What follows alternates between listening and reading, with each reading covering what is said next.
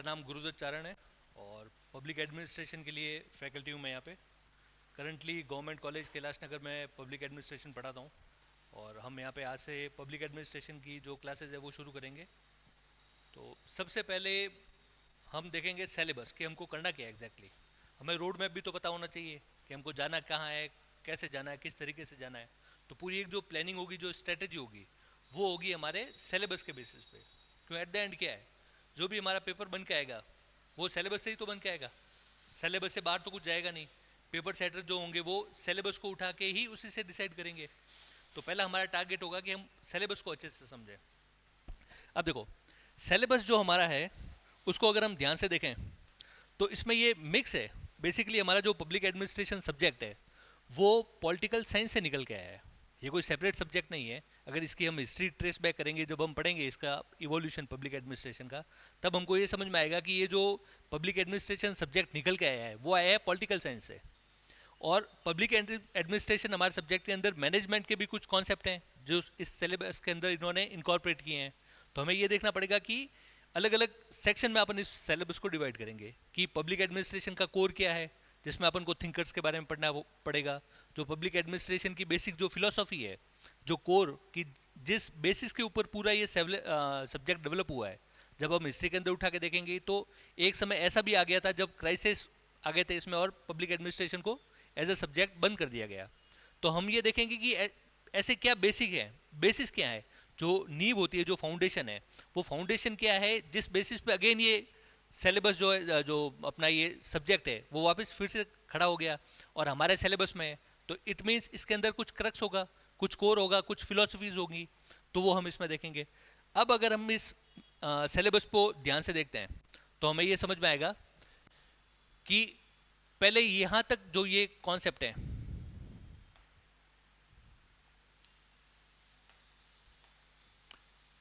ये तीन, ये वाला टॉपिक, ये टॉपिक और ये टॉपिक, ये है पब्लिक एडमिनिस्ट्रेशन का कोर। जो कोर है बेसिक। हिंदी कितने जन है हिंदी हिंदी वाले? आप दो हो? आप दो इंग्लिश, बाकी हिंदी के हो? चार हिंदी के हो? चलो ठीक है।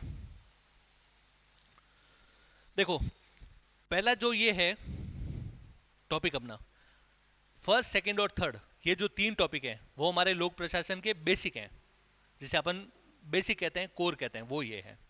उसके बाद अगर ये देखेंगे हम मैनेजमेंट, उसके बाद ये जो सेक्शन आ जाता है वो आ जाता है हमारा मैनेजमेंट, संगठन। संगठन जो है हमारा मैनेजमेंट है, या प्रबंधन जैसे हम कहते हैं, मैनेजमेंट को हिंदी में कहते हैं प्रबंधन। तो प्रबंधन से संबंधित जो भी थोड़े बहुत जो कॉन्सेप्ट हैं, जो टॉपिक्स हैं जो इसके अंदर इंक्लूड किए गए हैं, वो हमें इसके अंदर पढ़ना है। उसके बाद अपन देखेंगे कि जो एडमिनिस्ट्रेशन है उसको कंट्रोल कैसे किया जाएगा, कि एडमिनिस्ट्रेशन के अंदर जो कामकाज हो रहा है वो किस तरीके से कामकाज हो रहा है और किस तरीके से एक फाइन बैलेंस बनाया गया है, किस तरीके से एक लोगों को, जो संगठन है, जो हमारा एडमिनिस्ट्रेशन है, उसको दायित्व दिए गए हैं, किस तरीके से दायित्व दिए गए हैं और उनके ऊपर कंट्रोल किस तरीके से किया जा रहा है। पूरा जो सिस्टम चल रहा है, पूरी जो व्यवस्था चल रही है, उसमें चेक्स और बैलेंस क्या है, उनको किस तरीके से सिस्टम में चलाया जा रहा है। तो जो चेक्स एंड बैलेंस है और जो एक जिस तरीके से सिस्टम चल रहा है वो हम इसके अंदर देखेंगे, कंट्रोल ओवर एडमिनिस्ट्रेशन में। तो प्रशासन पे जो नियंत्रण है, प्रशासन के ऊपर अगर नियंत्रण नहीं होगा तो प्रशासन क्या करेगा, मन मर्जी का काम करेगा। तो उसके ऊपर नियंत्रण भी जरूरी है। तो किस तरीके से प्रशासन के ऊपर नियंत्रण किया जाता है वो हम इस टॉपिक के अंदर पढ़ेंगे। उसके बाद जो हमारा सेक्शन आएगा वो आएगा राजस्थान से संबंधित, जो राजस्थान से स्पेसिफिक है। तो इसमें हम ये देखेंगे कि राजस्थान के अंदर जो एडमिनिस्ट्रेटिव सेटअप है, जो अपना प्रशासनिक ढांचा है, किस तरीके से प्रशासन हमारा बना हुआ है, कौन कौन से स्तर हैं उसके अंदर, कौन कौन से अधिकारी होते हैं, उनका क्या क्या काम होता है, वो सारा हम इसके अंदर देखेंगे। और लास्ट जो है उसमें ये है जो कुछ हमारे संस्थान है और जो कुछ हमारे एक्ट्स हैं वो इसके अंदर दे रखे हैं। तो बेसिकली अगर देखा जाए तो ये तो है आपका थ्योरेटिकल पार्ट।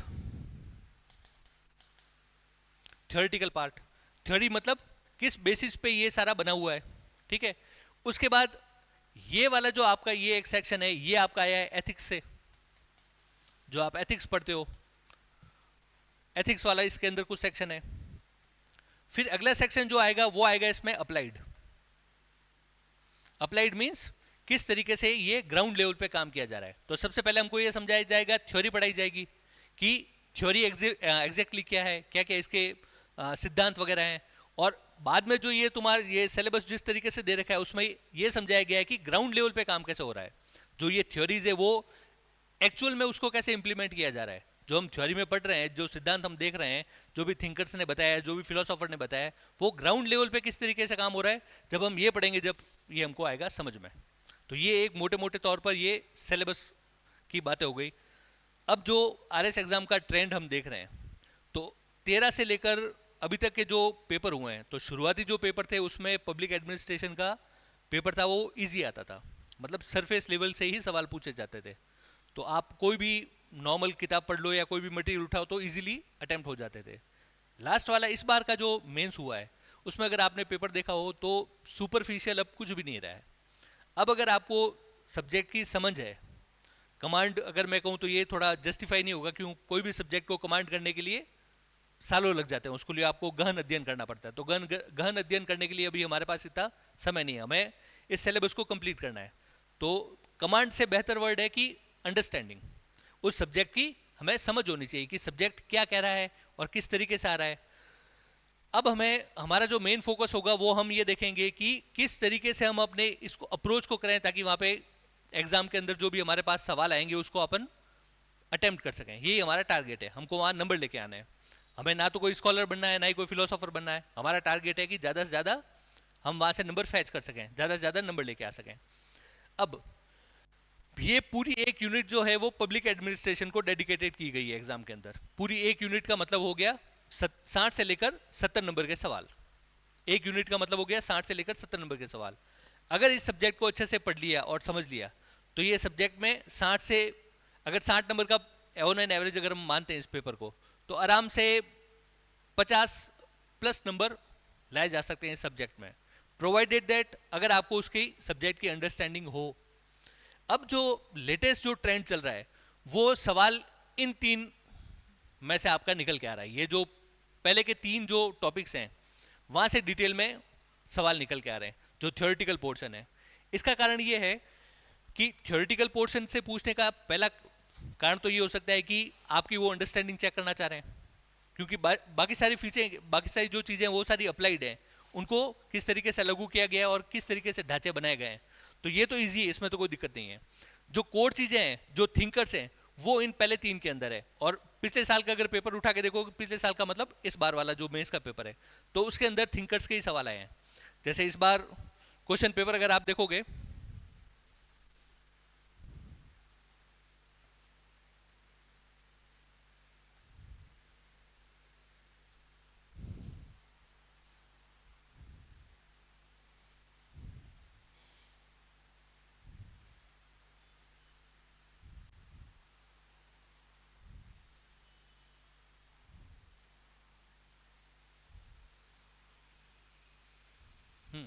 अब जैसे क्वेश्चन नंबर 25 अगर इसको अपन ध्यान से देखें तो ये सवाल पूछा गया है, एक फिलोसोफर का स्टेटमेंट है, जो थिंकर्स है पॉलिटिकल, ये पब्लिक एडमिनिस्ट्रेशन का, उस थिंकर का ये स्टेटमेंट है कि क्लासिकल प्रिंसिपल्स हैं वो प्रोवर्ब्स और मिथ्स हैं। ये सवाल निकल के आया थिंकर्स के अंदर से। जो भी पब्लिक एडमिनिस्ट्रेशन के थिंकर हैं उसमें से एक थिंकर है हर्बर्ट साइमन, ठीक है, और अलग अलग जो भी थिंकर्स हैं उन्होंने अपने अपने स्टेटमेंट दिए हैं। तो हम जब इस सेक्शन को पढ़ेंगे, जब पब्लिक एडमिनिस्ट्रेशन के थिंकर्स वगैरह पढ़ेंगे, तब हमारी अप्रोच ये रहेगी कि किस थिंकर ने किस बेसिस पे क्या कहा है, और वहीं से सवाल निकल के आ रहे हैं। जैसे ये वाला सवाल है, वो थिंकर का स्टेटमेंट है ये, और उसी स्टेटमेंट से इन्होंने सवाल पूछ लिया। अगला अगर आप सवाल देखोगे, तब इन्होंने वेबर और बर्नार्ड के बारे में पूछ लिया कि उनकी क्या अवधारणा है, वो क्या कहना चाह रहे हैं। तो अब हमें सुपरफिशियल नहीं पढ़ना है, अब हमको आप उनको थिंकर भी पढ़ने पड़ेंगे।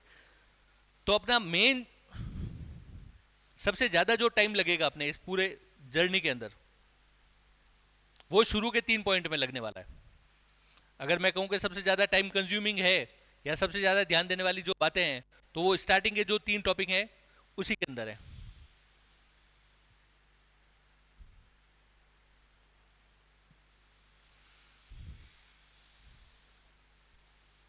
ये इन तीनों को अगर हम ढंग से कर लें और एक अगर हम प्रीवियस ईयर का पेपर देखेंगे तो उसमें एक सवाल था स्पैन ऑफ कंट्रोल का।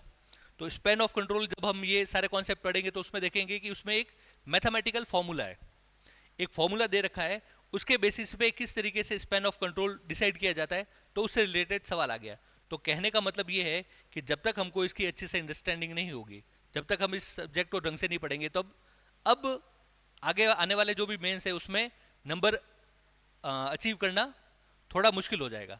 तो हमारा टारगेट होगा हम कोर पढ़ेंगे, एक एक थिंकर को पढ़ेंगे और अच्छे से पढ़ के और इस सिलेबस को अपन कंप्लीट करेंगे।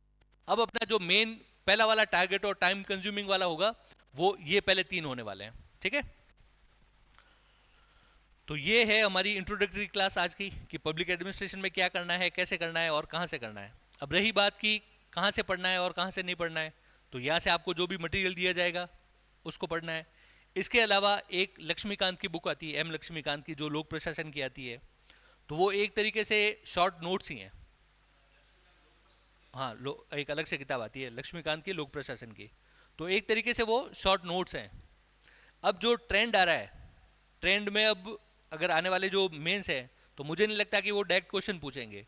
तो मेरे ख्याल से जो एम लक्ष्मीकांत है वो भी अब थोड़ी सफिशिएंट नहीं रहेगी मेरे हिसाब से, मुझे ऐसा लगता है, जो अगर एनालिसिस कर रहे हैं। तो इसके अलावा जो भी बुक लिस्ट है उसमें एक अवस्थी एन महेश्वरी की किताब आती है और एक सुरेंद्र कटारिया करके प्रोफेसर हैं यूनिवर्सिटी में, उनकी भी अच्छी किताबें चलती है सुरेंद्र कटारिया की।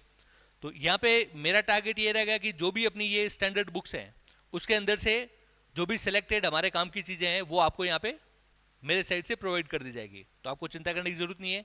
जो भी मैं आपको यहाँ डिक्टेट कराऊंगा, जो भी मैं लिखवाऊंगा, उसको आप अच्छे से लिखना और उसको समझना और 90% काम अपना वहाँ से हो जाएगा।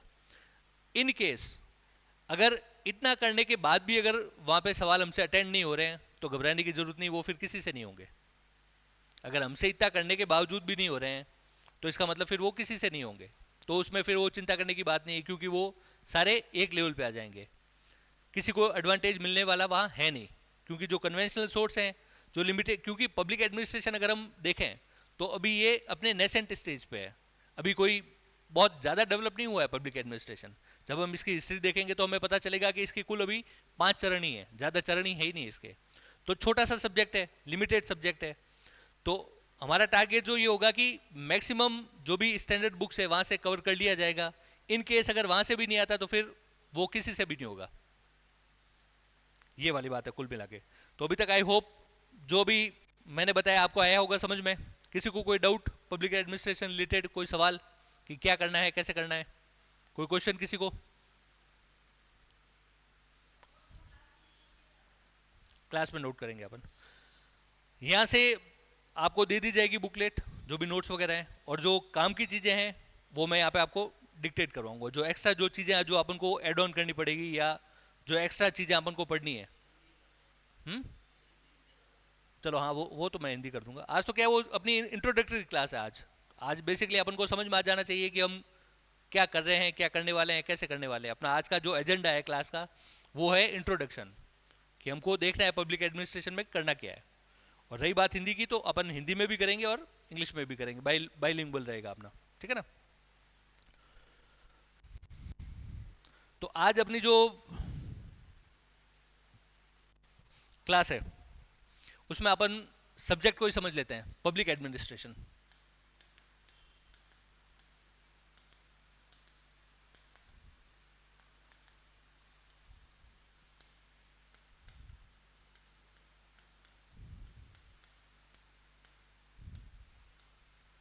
देखो, हमारा ये जो सब्जेक्ट है उसमें 2 वर्ड्स हैं, पहला तो पब्लिक और दूसरा एडमिनिस्ट्रेशन, और हिंदी में कहें तो पहला लोक और दूसरा प्रशासन। इन 2 शब्दों से मिलकर बना है।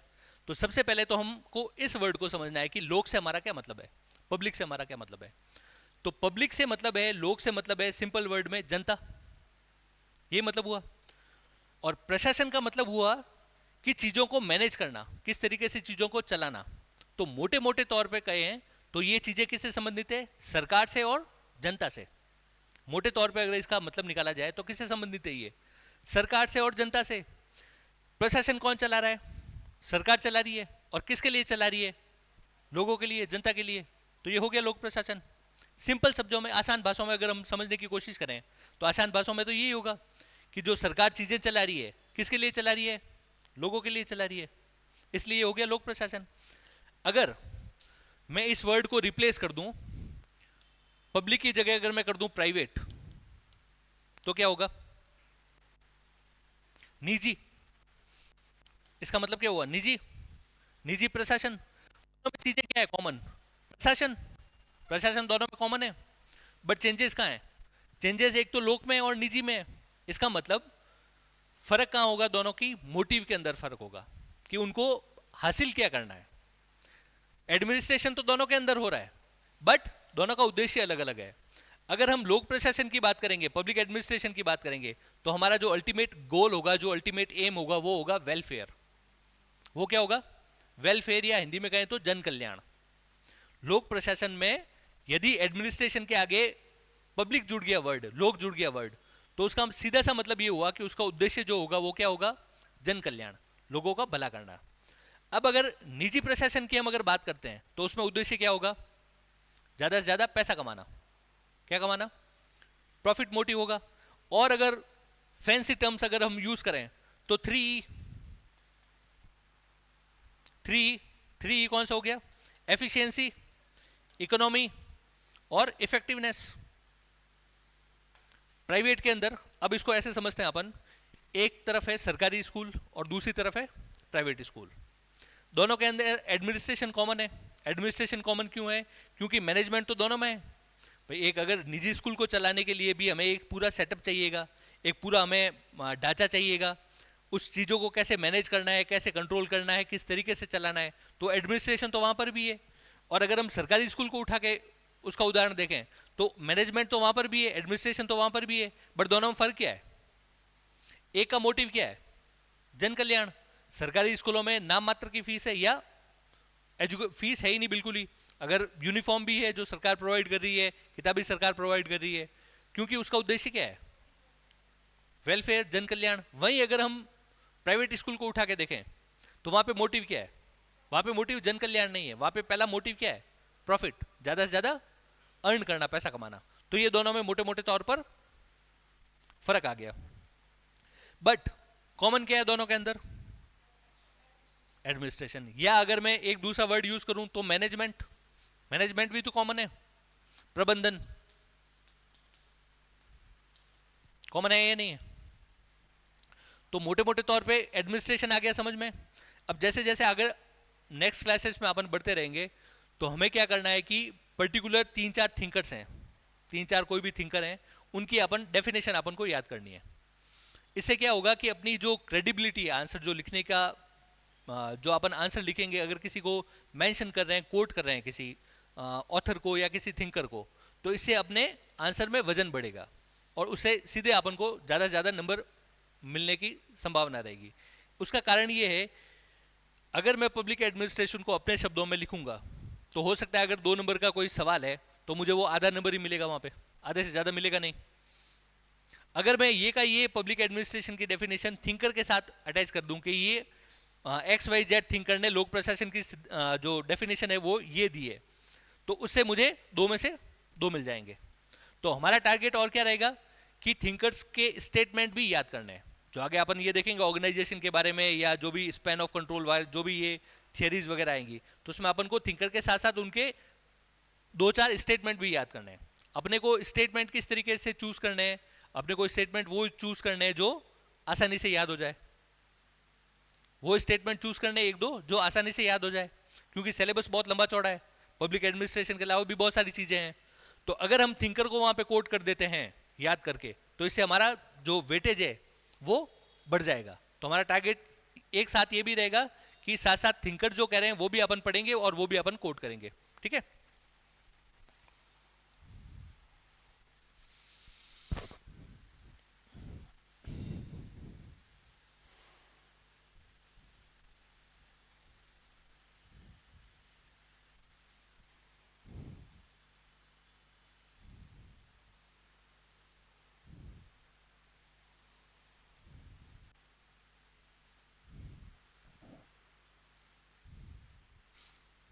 अब देखो, हमारा जो पहला टॉपिक है उसमें है administration and management.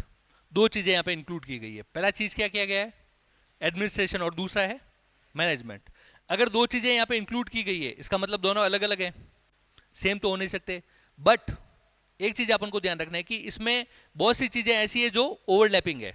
Overlapping means कि वो चीजें दोनों में कॉमन है, बहुत सी ऐसी चीजें जो दोनों में कॉमन है। ये अपन को कब समझ में आएगा, जब अपन आगे और बढ़ते जाएंगे पढ़ते जाएंगे, तब अपन को ये समझ में आएगा कि हाँ ये चीजें मैनेजमेंट की है, ये चीजें पब्लिक एडमिनिस्ट्रेशन की है, और ये दोनों के अंदर कॉमन है।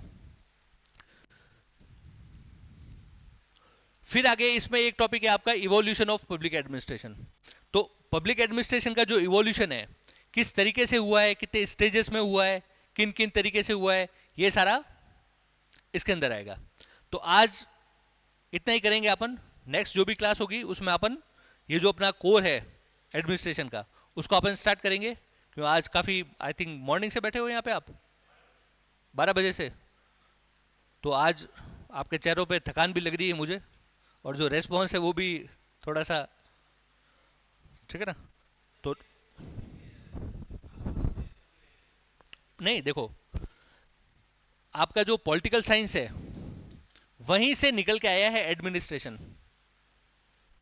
अगर इसका मदर डिसिप्लिन में कहूं तो पॉलिटिकल साइंस ही है। बट फर्क क्या है, फर्क ये है कि पॉलिटिकल साइंस जो है वो एक सब्जेक्ट, वैल्यू बेस्ड सब्जेक्ट है। वो वहां पे आपको पॉलिटिकल साइंस में बात ये की जाएगी कि राज्य को कैसे चलाना है, राज्य को चलाने के सिद्धांत क्या होने चाहिए। इसमें आपकी बात होगी एडमिनिस्ट्रेशन को लेकर, प्रशासन को लेकर, कि प्रशासन को आपको कैसे चलाना है। उसमें क्या बात हो रही है, उसमें हो रही है फिलोसॉफिकल बात हो रही है। फिलोसॉफी तो यहाँ पे भी है, हर सब्जेक्ट की कोई ना कोई फिलोसॉफी होती है। बट इसमें ये क्या है कि अप्लाइड है, कि एडमिनिस्ट्रेशन की बात हो रही है, प्रशासन को लेकर बात हो रही है।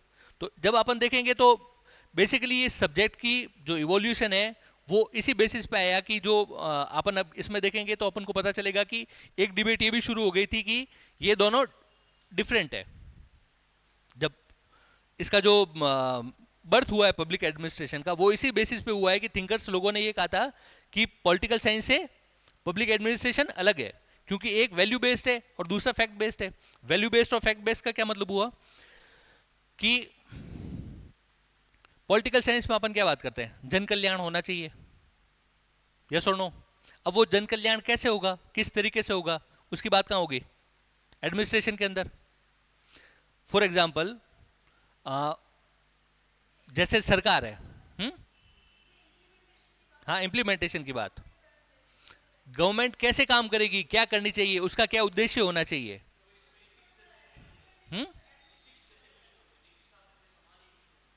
इसमें नीति शास्त्र का एक है ये पोर्शन, ये देखो, ये आप यहां देखोगे ना, कहां गया आपका, इसमें है आपके वैल्यू ऑफ, जो ये देखो ये दे रखा है, aptitude attitude and values of civil services, ethics, integrity, impartiality, ये भी है आपके इसका। तो एथिक्स का कुछ पोर्शन इसमें इंक्लूड करने का कारण ये है कि जो भी आपके एडमिनिस्ट्रेटर होंगे, अगर उसमें एथिकल वैल्यूज नहीं है तो क्या एडमिनिस्ट्रेशन हमारा एफिशिएंट होगा, हाईली करप्ट सिस्टम होगा वो। तो जो भी हमें एडमिनिस्ट्रेटर की चुनाव की जो अपॉइंट किए जाएंगे तो उनमें एथिकल कंटेंट भी होना चाहिए, वो एथिकल होने भी जरूरी है, तभी हमारा जो वेलफेयर का जो गोल है उसको अपन अचीव कर पाएंगे। तो पॉलिटिकल साइंस क्या डिसाइड करेगा, जैसे सरकार है तो सरकार क्या निर्णय लेगी, वेलफेयर का, जन कल्याण का। सरकार कहेगी जन कल्याण करना है, जन कल्याण कैसे करो, गरीबों को अनाज बांटो, आप मुफ्त में अनाज बांटो। ये किसने डिसीजन ले लिया, सरकार ने। किस बेसिस पे लिया, जन कल्याण की फिलोसॉफी पे, वेलफेयर की फिलोसॉफी पे लिया।